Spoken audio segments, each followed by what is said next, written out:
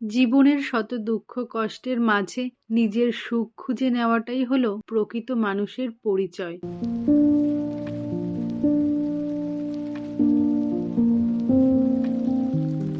নমস্কার বন্ধুরা, আশা করি সবাই ভালো আছো। আজ আবারও চলে এসেছি আমি নতুন আরেকটি ব্লগ ভিডিও নিয়ে।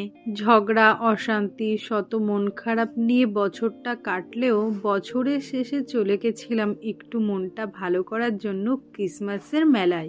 ধর্ম যার যার, কিন্তু আনন্দটা সবার। অত ভাবনা চিন্তা না করেই আমরাও চলে এলাম মেলাতে।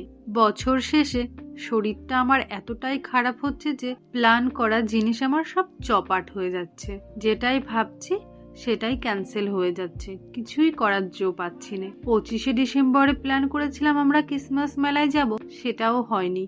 আমরা আরো 2-3 দিন লেট করে সেখানে গেছিলাম।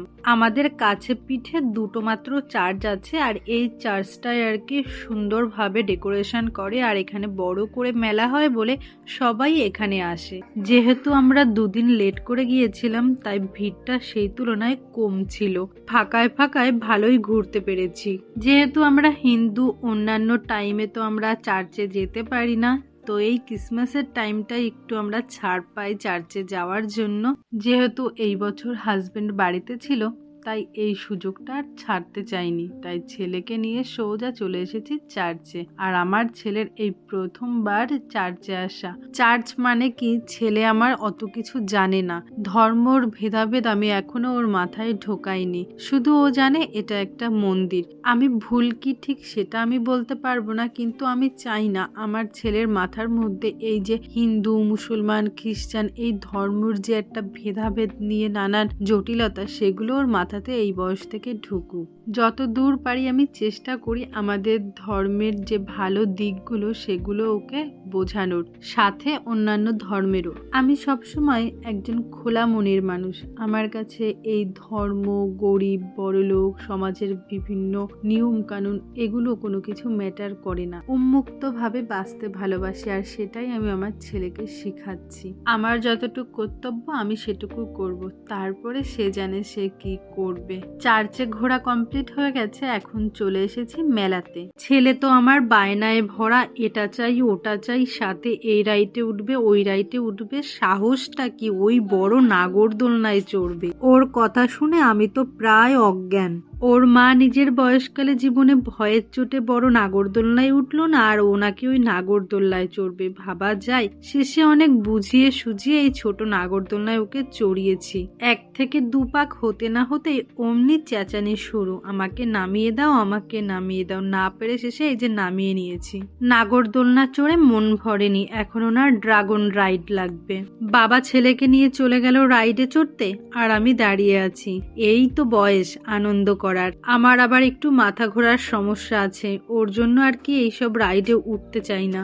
সাথে ভয়ও লাগে তেমন। ইচ্ছে আছে একবার চেষ্টা করার এইসব রাইডে ওঠার। সুখ দুঃখ, হাসি কান্না, এগুলো নিয়েই হলো আমাদের জীবন, একে অপরের পরিপূরক। রাতের অন্ধকার পেরিয়ে যেমন ভোরের আলো ফোটে, তেমনি জীবনের অন্ধকার পেরিয়ে সুখের আলো আসে।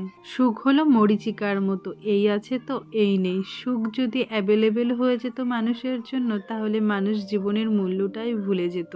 কারণ যে জিনিস মানুষ ফ্রিতে পায়, সে জিনিসের মূল্য মানুষ দিতে জানে না। দুঃখ কষ্ট বরাবরের জন্য, তার মাঝেই সুখটাকে নিজের খুঁজে নিতে হয়। মেলা মানেই ফুচকা, তাও আবার আমার বরের নাকি এটা ফেভারিট। না খেলে কি চলে? আমার দম ওই 4টে কি 5টা।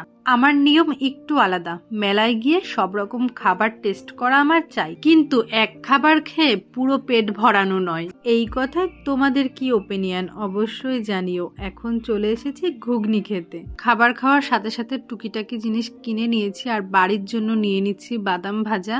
মেলার মধ্যে ঠান্ডাটা একটু কম ছিল। মেলার থেকে বাইরে বেরোতে না বেরোতে এতটা ঠান্ডায় কাঁপছিলাম, বরের বকুনি খেয়ে শেষে মাওবাদী সেজে নিয়েছি। শীতের মধ্যে কাঁপতে কাঁপতে সোজা এসে গেছি বাড়িতে। এতটাই ঠান্ডা লাগছিল যে মনে হচ্ছিল আগুন পোহালেই মনে হয় ভালো হয়। এখন আর তার উপায় নেই, তার থেকে বরং তাড়াতাড়ি ফ্রেশ হয়ে নেই, তারপর চলে যাব চা করতে। এই শীতের একটাই ওষুধ, গরম গরম চা। আর বেশি কথা না, হাত পা পুরো ঠান্ডা হয়ে গেছে, তো চলো দেখা হবে নেক্সট ভিডিওতে। তোমরা সবাই ভালো থাকবে। ভিডিওটি ভালো লাগলে অবশ্যই লাইক কমেন্ট শেয়ার করবে, চ্যানেলটি সাবস্ক্রাইব করবে। টাটা।